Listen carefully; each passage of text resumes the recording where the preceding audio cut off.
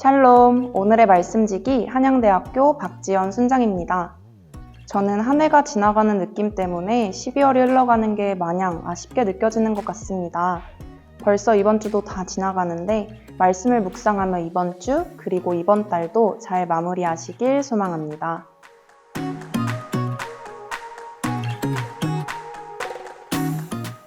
오늘의 말씀은 열왕기상 11장 26절부터 33절, 37절부터 43절 말씀입니다.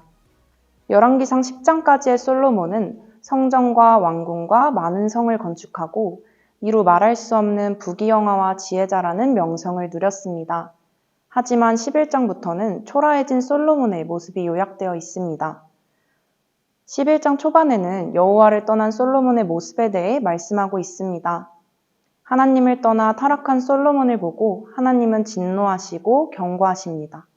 그리고 솔로몬은 끝내 여호와께 돌이키지 않았고 결국 오늘 말씀 본문에서 등장하는 여로보암이 솔로몬을 대적하여 일어납니다.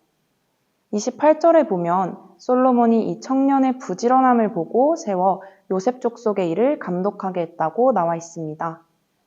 여로보암은 에브라임 지파의 사람으로 리더십이 있는 큰 용사였습니다. 그런데 여로보암은 선지자 아히야를 만나게 됩니다.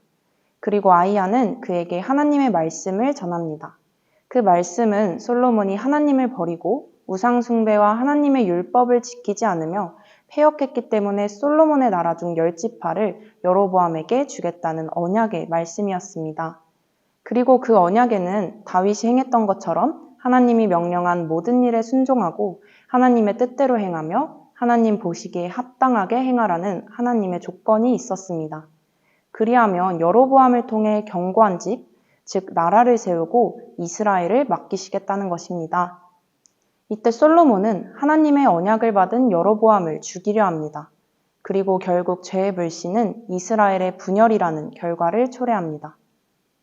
하나님은 여로보암을 예비하셔서 솔로몬의 집에 대한 심판을 준비하고 계셨습니다. 우리 안에 하나님이 심판하시기까지 방치하고 있는 일이 있진 않은지 돌이켜보면 좋겠습니다. 그리고 정말 애통하는 마음으로 그 죄를 두고 회개합시다. 하나님의 말씀입니다. 내 시작은 미약하였으나 내 나중은 심히 창대하리라. 이러한 하나님의 말씀과 반대로 솔로몬은 처음에는 창대하였으나 나중이 미약하게 되었습니다. 하나님의 성전을 건축하고 전무후무한 지혜와 부귀를 누린 솔로몬의 말년이 어쩌다 이렇게 되었을까요? 어쩌면 아무런 문제 없이 지나친 부귀와 영화를 누렸던 것이 독이 되었을지도 모르겠습니다. 하나님은 가득 채운 손을 원하시는 게 아니라 깨끗한 손을 원하십니다. 우리 삶이 하나님께 붙잡혀 정말 우리가 침 삼킬 동안도 놓아주시지 않는 주님과 함께 나아가시길 소망합니다. 해가 뜨고 비가 오고 바람이 불어 곡식을 여물게 하는 것처럼 우리 삶도 하나님 안에서 유종의 미를 거두는 삶이 되길 바랍니다.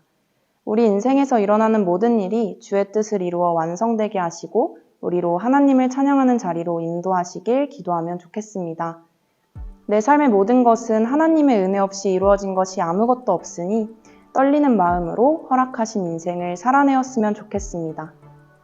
하나님께 심판받기를 두려워하는 인생이 아니라 한 번밖에 살지 못하는 인생을 정말 믿음으로 제대로 살아내어 하나님이 일하시는 신비와 영광을 목도하는 귀한 삶이 되기를 축복합니다.